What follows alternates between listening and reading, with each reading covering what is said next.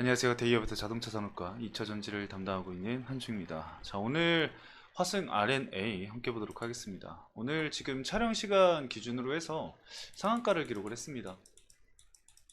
여러분들도 이슈를 다들 알고 계시겠지만 해당 이슈를 좀 명확하게 이해를 할 필요가 있을 것 같아서 제가 오늘 화승 R&A 상한가 간 이유와 그리고 어떠한 부분을 좀 중점적으로 봐야 하는지 그리고 다소 좀 주의해야 할 사항은 어떤 것인지에 대해서 좀 말씀을 드리도록 하겠습니다.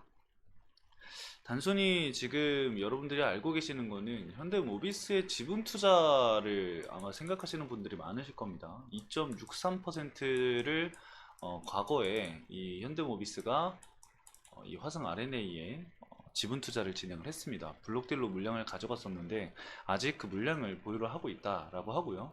화성 R&A의 매출 비중 63%가 현대차에서 나옵니다. 60% 이상이 현대차에서 나오고 있기 때문에 그 관련주로 좀 엮이면서 화성 L&D가 강한 상승세를 보인 것으로 판단이 됩니다. 근데 우리가 여기서 좀 중요하게 봐야 될 부분이 뭐냐면은 바로 인도라는 이 특정적인 지역에서의 이 IPO를 진행을 함에 따라서 주가가 상승이 나온 거기 때문에 인도와 과연 관련이 있느냐 그거를 좀 살펴봐야 하거든요. 그래서 그 부분을 좀 오늘 말씀을 드려볼 거니까요. 집중해서 시청해 주시길 바라겠습니다. 자, 그럼 본격적으로 화승 R&A 함께 보도록 하겠습니다. 자, 일단은 화승 R&A가 이 현대차 인도 법인 이 관련해서 어떠한 이슈인지를 먼저 살펴봐야 하잖아요. 그래서 해당 이슈를 좀 먼저 살펴보도록 하겠습니다. 현대자동차가 인도에서 사상 최대 규모 기업 공개, 이 IPO에 나선다. 현대차는 IPO를 통해서 이 조달한 자금으로 인도에서 생산 능력을 확충하고 신흥시장 공략을 강화할 계획이며, 이 블룸버그 통신에 따르면 이 현대차 인도법인은 이날 인도증권거래위원회에 제출한 신청서에서 모 회사가 현대차가 보유한 인도법인 주식 8억 1200만 주 중에서 최대 1억 4200만 주를 이 전체 지분 17.5%를 매각할 계획이라고 합니다. 그러니까 이제 신주를 발행을 하는 게 아니라 기존의 현대차가 가지고 있었던 지분 일부를 시장에 판매하는 방식으로 진행이 되는 겁니다.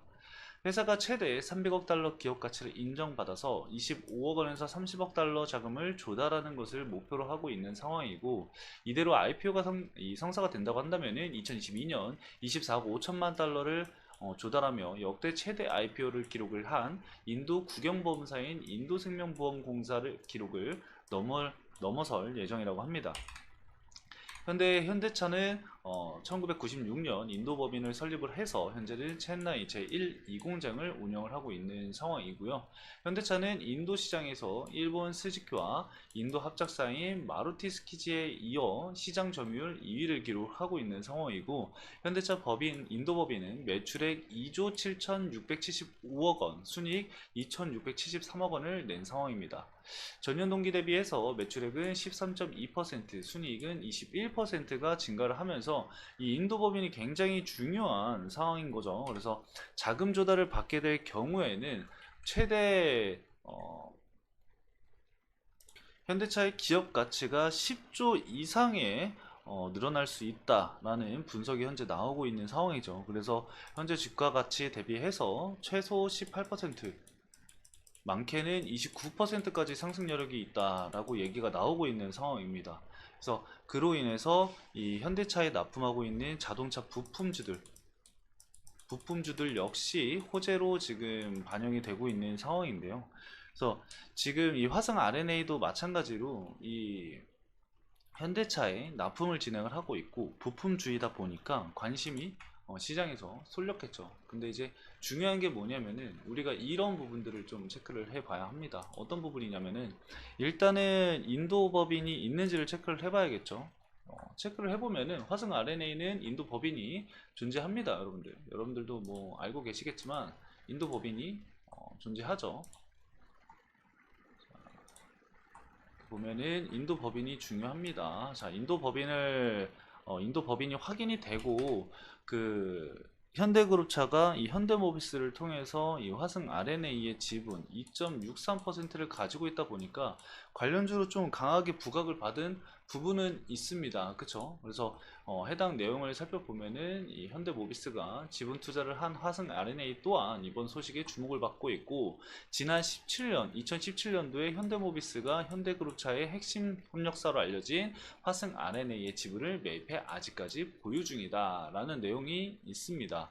그래서 이 내용들을 보면은 화승 R&A가 정말 이 해당 관련주로 가장 크게 부각을 받을 수 있겠구나. 왜냐면 지분 투자까지 받았으니까 그렇게 좀 파악을 해볼 수가 있지만, 이걸 좀 보면은 여러분들이 생각을 좀 바뀌실 수 있다고 생각을 해요. 이거는 이제 삼성증권 쪽 자료이고요. 삼성증권 쪽 자료를 체크를 해보면은 현재 이 현대차의 인도 매출 비중을 좀 살펴보면요. 주요 부품사의 인도 매출 비중을 좀 살펴보면은 23년도 3분기 기준입니다. 화신이 지금 18%로 이제 가장 점유율이 가장 높고요. 그 다음에 이 서현이와가 16.9%로 두 번째로 높습니다. 그리고 세 번째로는 SL이 11.1%로 3위를 기록을 하고 있는 상황이죠. 그래서 실질적으로 부각을 받을 수 있는 기업들은 사실 이 세 개의 기업이라고 저는 생각을 하거든요. 그래서 이번에는 그 화승 R&A가 이 현대모비스의 지분 투자 관련해서의 좀 포커스가 집중이 되면서 강한 주가 상승이 좀 나온 것 같거든요. 그래서 지금 보면은 과거에도 지금 계속해서 돌파를 못했었던 매물대에 위치해 있는 것을 볼 수가 있습니다. 그래서 과연 이번에도 이 해당 매물대를 돌파를 할 수 있을지가 좀 관건이라고 생각을 하거든요. 물론 거래대금은 많이 나와줬습니다. 그래서 이 거래대금을 좀 체크를 하면서 대응 전략을 여러분들이 좀 생각을 미리미리 해두시는 게 좋을 것 같다라는 게 제 의견이고요. 이게 이제 기존에 계속해서 돌파를 못했었던 구간들이고 윗꼬리를 계속해서 남겼던 구간이기 때문에 한 차례 돌파 이후에 윗꼬리를 달면서 내려올 가능성도 있습니다. 그래서 제가 오늘 말씀드린 내용을 좀 잘 체크하셔서 대응 전략을 좀 세우시는 것을 권장을 좀 드리도록 하겠습니다. 왜냐면 이게 제가 뭐 화승 R&A가 좋지 않다 뭐 이런 얘기를 드리는 게 아니라요. 지금 포커스가 이 현대모비스의 지분 투자에 맞춰져야 되는 게 아니라 이 인도 매출 비중이 가장 큰 기업에 포커스가 맞춰져야 된다고 생각을 하거든요. 그래서 그 부분을 여러분들이 좀 생각을 해보시면은 단기적으로 차익 실현 물량이 나올 수 있다라는 가정도 해야 된다라고 우려 섞인 마음으로 말씀을 드리는 거니까요. 참고해 주시면 좋을 것 같고요. 수급적인 측면을 보더라도 이제 딱히 메이저 수급이라고 볼 수 있는 게 보이진 않고 있거든요. 뭐 지금 삼성증권 쪽에서 매수 물량이 좀 많이 들어온 것으로 좀 파악이 되는데, 일단은 매도 물량이 찍혀 있지 않기 때문에 어, 집계가 안 된 부분이기 때문에 이거는 완벽하게 순매수가 들어왔다라고는 보기에는 다소 좀 어려운 부분이 있습니다. 그래서 메이저 수급은 딱히 지금 보이지 않는 것이다 라고 좀 볼 수가 있을 것 같고요.